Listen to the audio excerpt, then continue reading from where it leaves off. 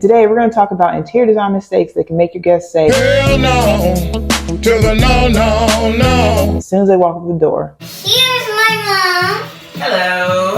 And Joe. And Joe.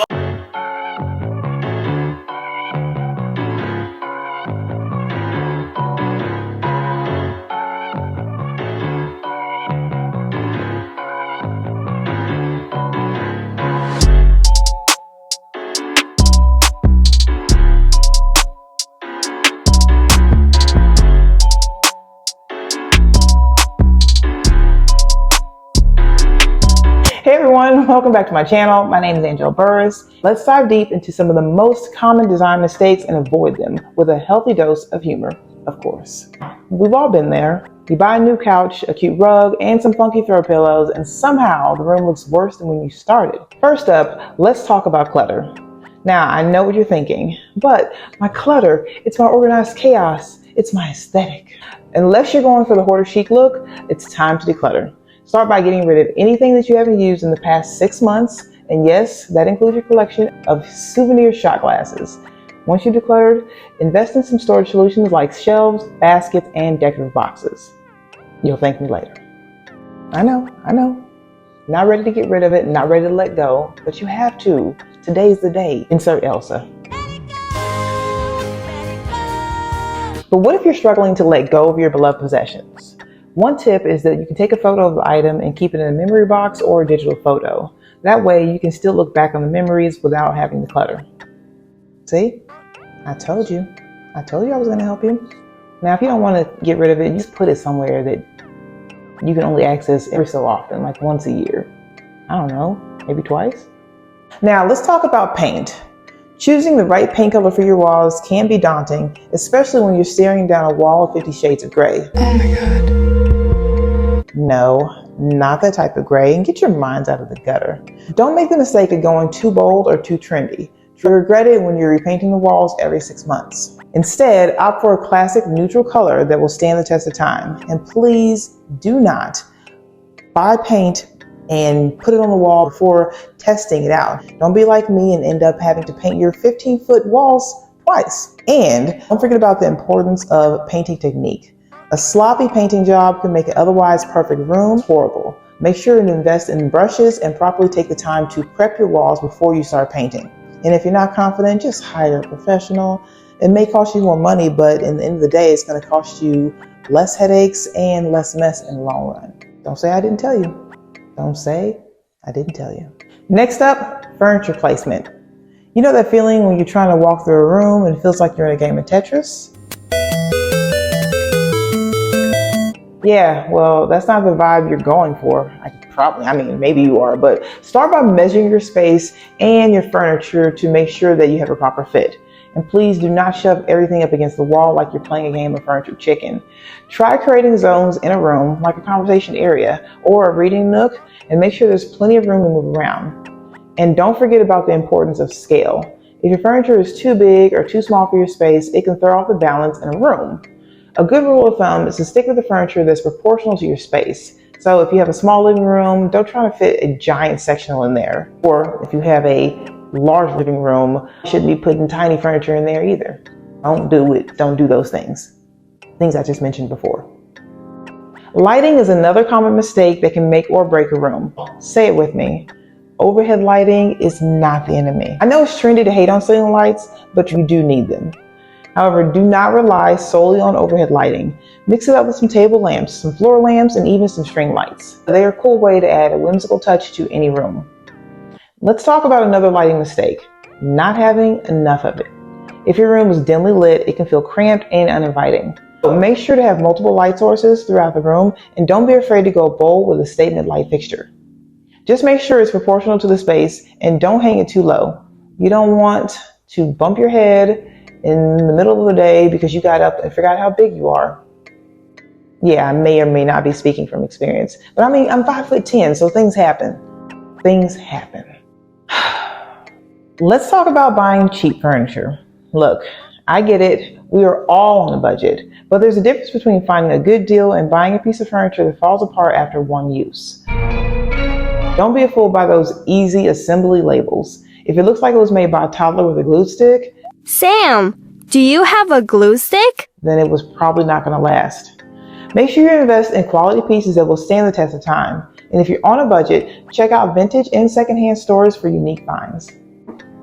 And finally, let's talk about accessories. They say that accessories make the outfit, but they also can make or break a room. One common mistake is going overboard with throw pillows and blankets. Look, I know, they're cute and they're cozy, but you don't need every inch of your sofa covered in pillows. Same goes for your bed. Choose a few statement pieces that mix up the textures and patterns to create a cohesive look. And don't forget to, think about the power of art and decor. They can add personality and charm to any room, but make sure to hang them at the right height.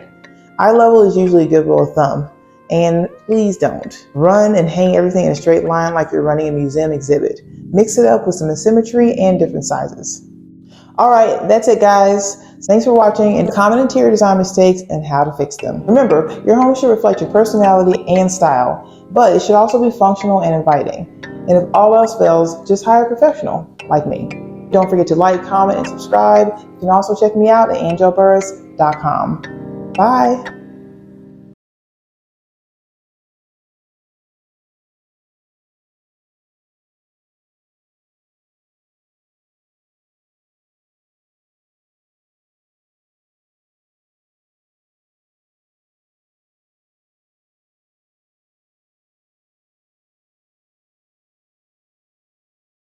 All right, that's it, folks. Some common interior design mistakes and how to avoid them. Thank you for your watching. Remember, your home should reflect your personality and style. It should also be functional and inviting. And if all else fails, just hire a professional like me.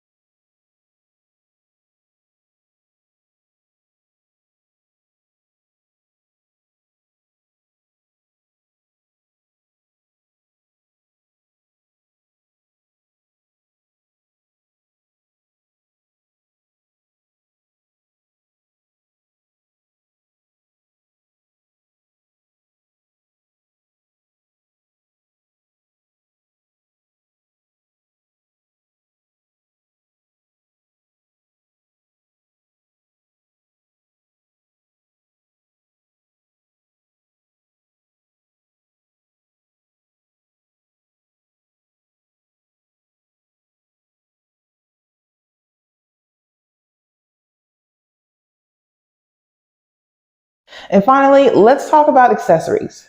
They say that accessories can make the outfit, but they can also make or break a room. Common mistake is going overboard with throw pillows and blankets. Look, I know they're cute and cozy, but you don't need every inch of your sofa covered in pillows. The same goes for your bed. Choose a few statement pieces and mix up the textures and patterns for a more cohesive look. And don't forget about the power of art and decor. They can add personality and charm to any room, but make sure to hang them at the right height. Eye level is usually a good rule of thumb. And please do not hang them all in a straight line like you're running a museum exhibit. Mix it up with some asymmetry and different sizes.